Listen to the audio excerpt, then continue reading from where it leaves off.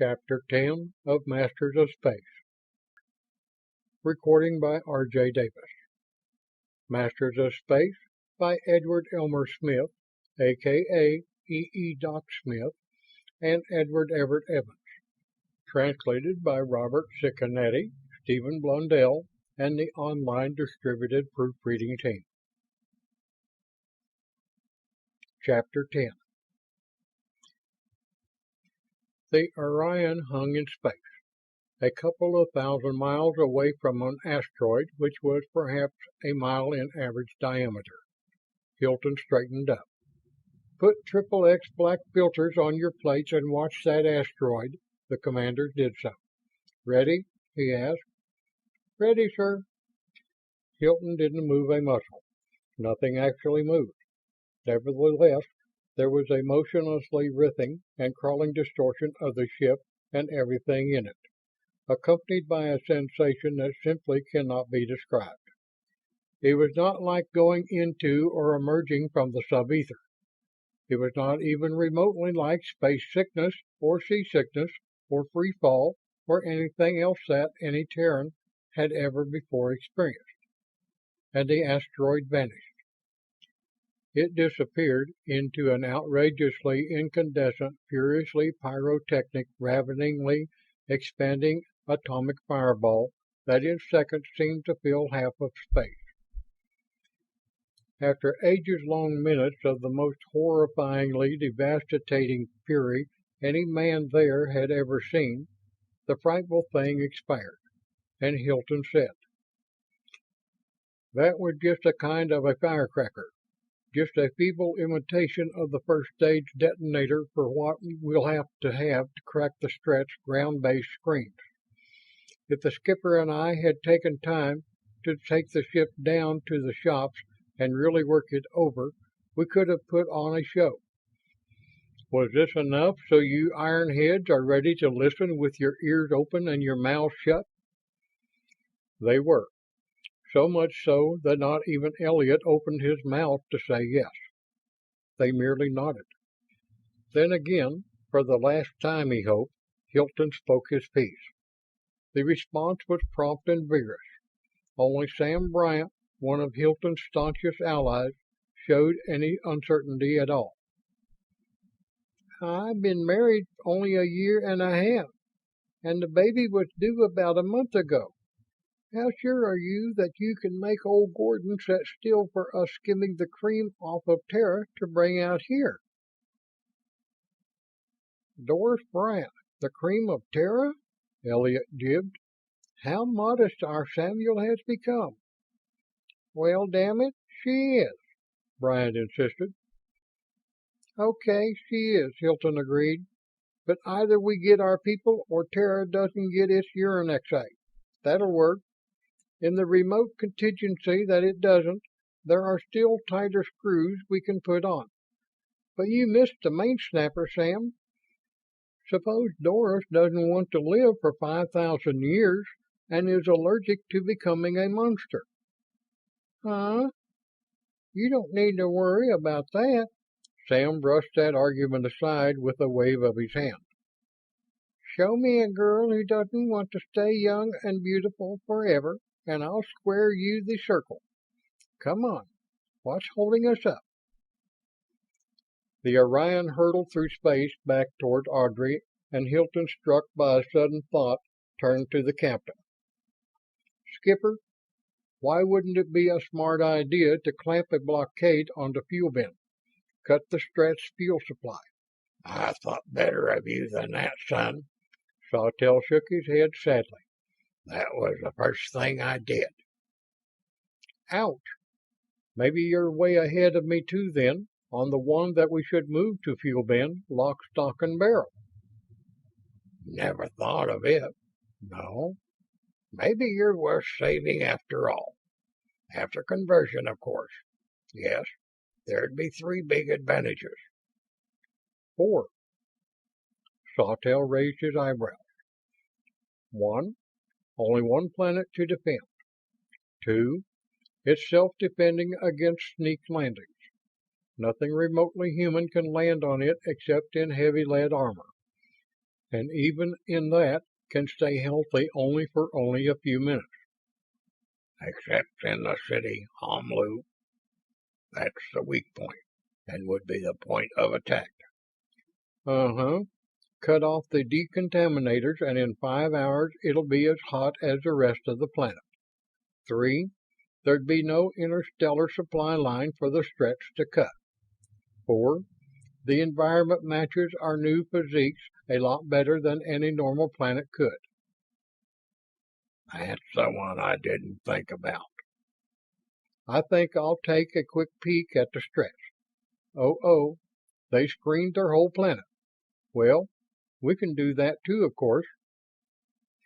How are you going to select and reject personnel? It looks as though everybody wants to stay. Even the men whose main object in life is to go aground and get drunk. The omens do altogether too good a job on them, and there's no such thing as a hangover. I'm glad I'm not in your boots. You may be in it up to your eyeballs, Skipper, so don't chortle too soon. Hilton had already devoted much time to the problems of selection, and he thought of little else all the way back to Audrey. And for several days afterward, he held conferences with small groups and conducted certain investigations. Bud Carroll of sociology and his assistant Sylvia Bannister had been married for weeks. Hilton called them, together with Sawtelle and Bryant of Navy, into conference with the Big Eight.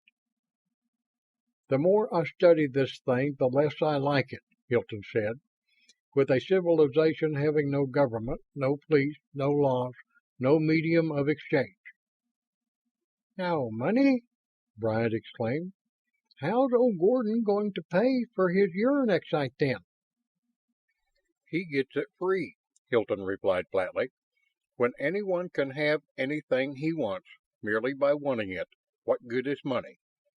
Now remember how long we're going to have to live, what we'll be up against, that the Masters failed, and so on. It is clear that the prime basic we have to select for is stability. We 12 have, by psychodynamic measurement, the highest stability ratings available." "Are you sure I belong here?" Bryant asked. "Yes. Here are 3 lists." Hilton passed papers around. "The list labeled OK names those I'm sure of. The ones we're converting now, and their wives, and whatever on Terra. List NG names the ones I know we don't want. List X, over 30% are in-betweeners. We have to make a decision on the X list. So what I want to know is, who's going to play God? I'm not. Sandy, are you?" "Good heavens, no!" Sandra shuddered. "But I'm afraid I know who will have to. I'm sorry, Alex, but it'll have to be you 4. Psychology and sociology." 6 heads nodded, and there was a flashing interchange of thought among the 4. Temple licked her lips and nodded, and Kincaid spoke. "Yes, I'm afraid it's our baby. By leaning very heavily on Temple, we can do it. Remember, Jarve, what you said about the irresistible force? We'll need it." "As I said once before, Mrs. Hilton, I'm very glad you're alone," Hilton said. "But just how sure are you that even you can stand up under the load?" "Alone, I couldn't. But don't underestimate Mrs. Carroll and the masseurs. Together, and with such a goal, I'm sure we can." Thus, after 4/5 of his own group and 41 Navy men had been converted, Hilton called an evening meeting of all the converts. "You all knew, of course, that we were going to move to Fuel Bin sometime," Hilton began. "I can tell you now that we who are here are all there are going to be of us. We are all leaving for Fuel Bin immediately after this meeting. Everything of any importance, including all of your personal effects, has already been moved. All Omens except these 3, and all Omen ships except the Orion, have already gone. He paused to let the news sink in. Thoughts flew everywhere. The irrepressible Stella Wing, now Mrs. Osbert F. Harkins, was the first to give tongue. "What a wonderful job! Why, everybody's here that I really like at all." That sentiment was, of course, unanimous. It could not have been otherwise. Betty, the ex-Ameses, called out, "How did you get your female omens away from Cecil Calthorpe and the rest of that chasing booze-fighting bunch without them blowing the whole show?" "Some suasion was necessary," Hilton admitted with a grin. "Everyone who isn't here is time-locked into the Perseus. Release time, 8 hours tomorrow." "And they'll wake up tomorrow morning with no omens?"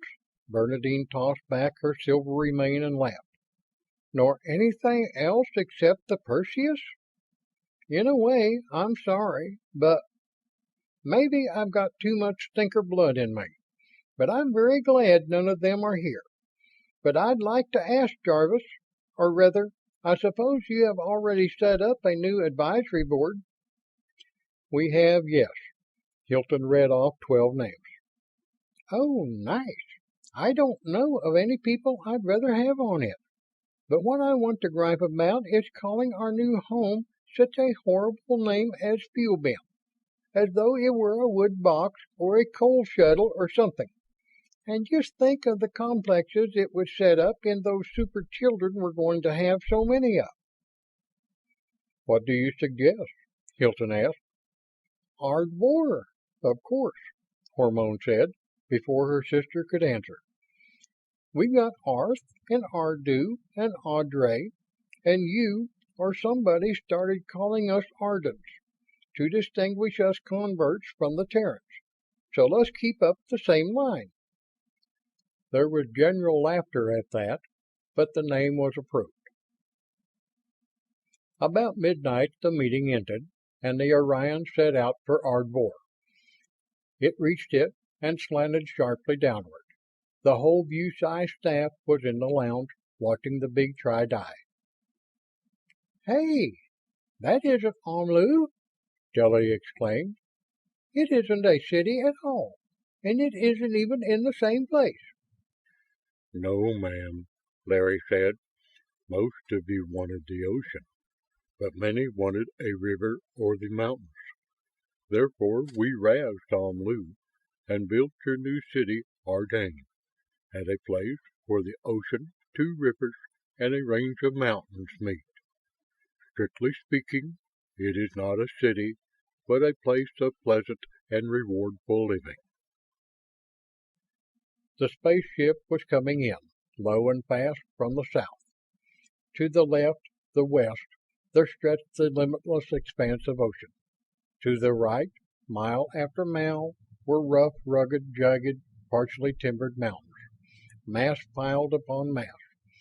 Immediately below the speeding vessel was a wide, white sand beach all of 10 miles long. Slowing rapidly now, the Orion flew along due north. "Look! Look! A natatorium!" Beverly shrieked. "I know I wanted a nice big place to swim in, besides my backyard pool and the ocean, but I didn't tell anybody to build that. I swear I didn't." "You didn't have to, pet." Pointer put his arm around her curvaceous waist and squeezed. "They knew. And I did a little thinking along that line myself. There's our house on top of the cliff over the natatorium. You can almost dive into it off the patio." "Oh, wonderful."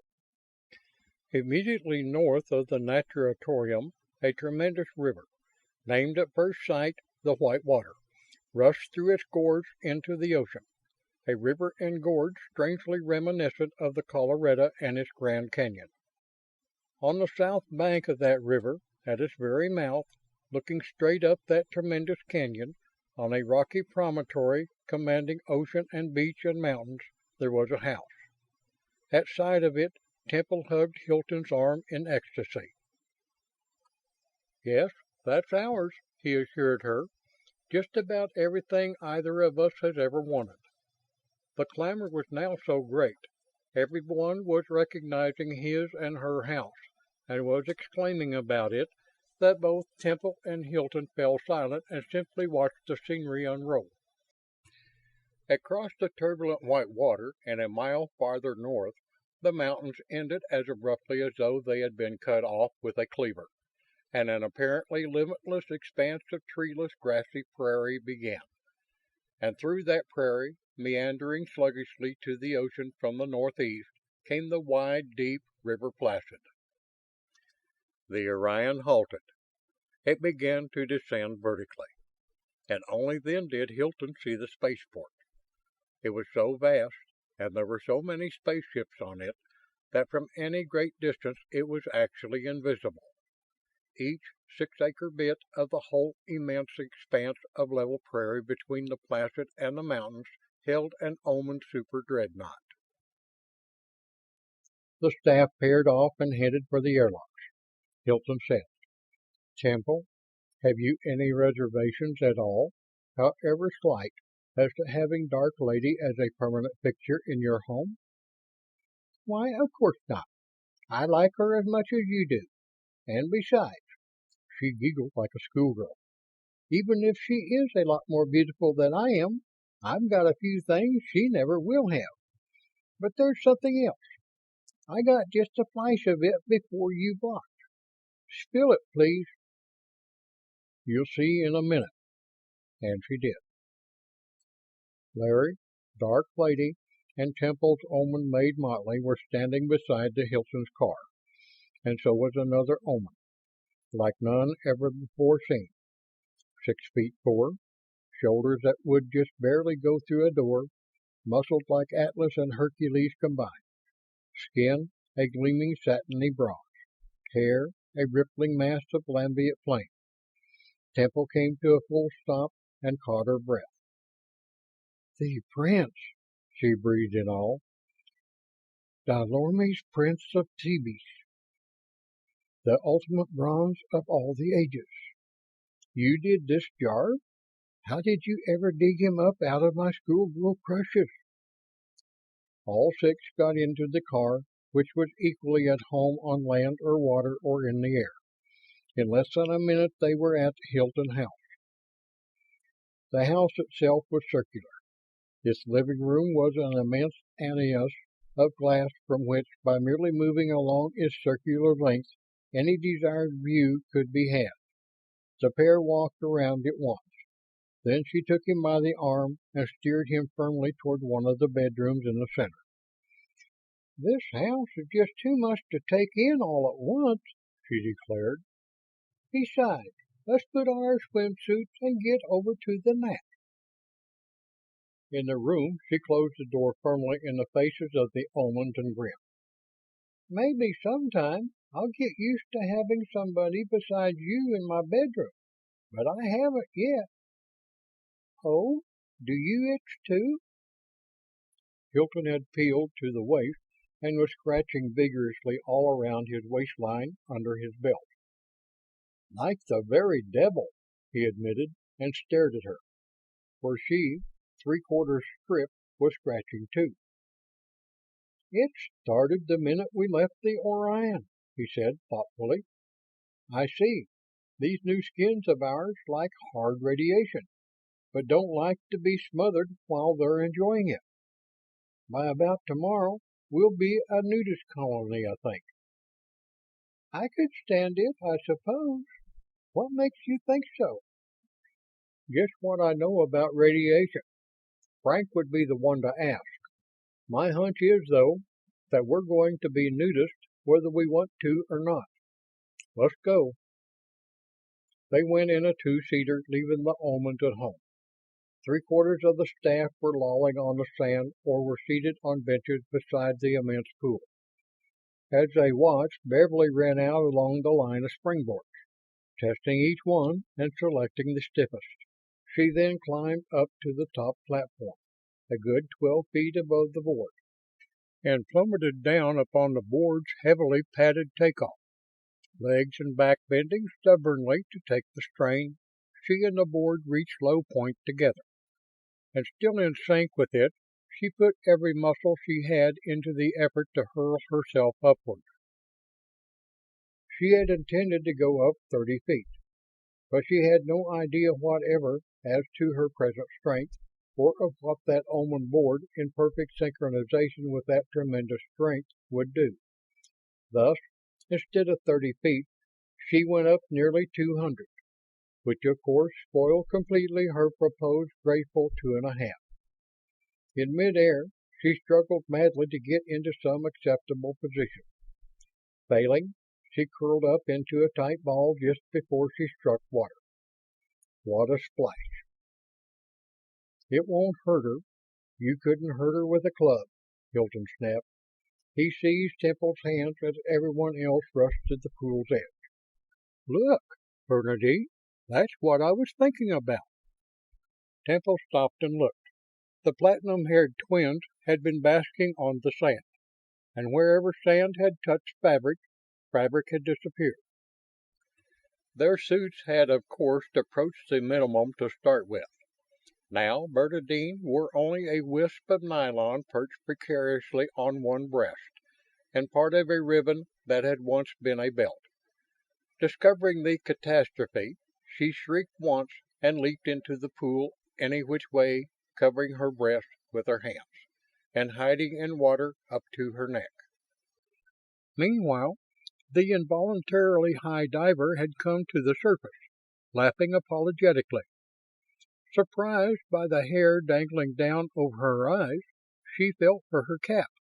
It was gone. So was her suit. Naked as a fish, she swam a couple of easy strokes, then stopped. "Frank! Oh, Frank!"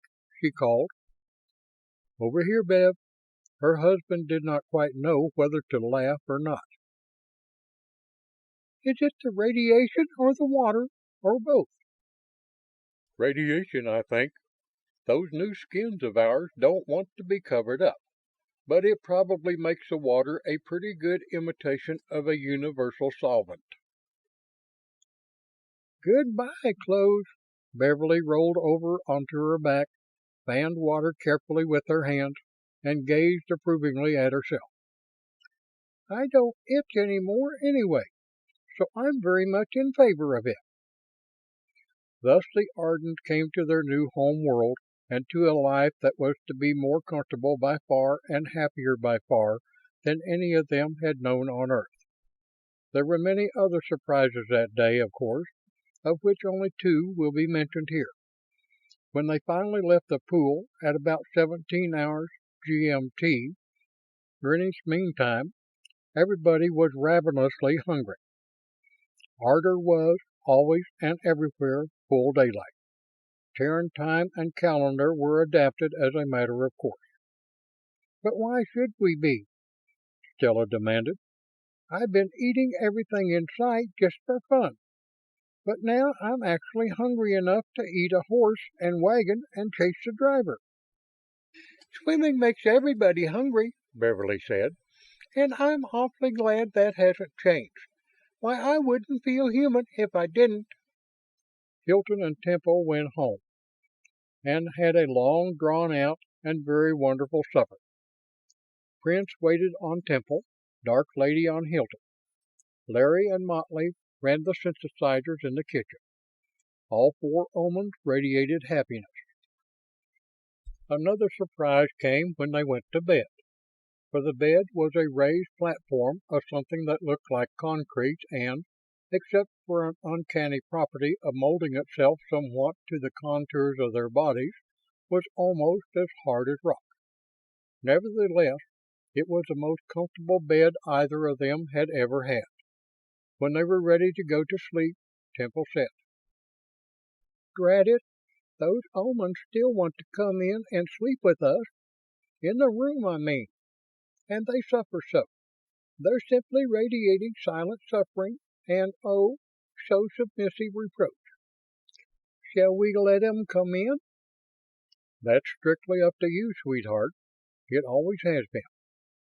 "I know. I thought they'd quit it sometime, but I guess they never will. I still want an illusion of privacy at times, even though they know all about everything that goes on. But we might let 'em in now, just while we sleep, and throw 'em out again as soon as we wake up in the morning." "You're the boss."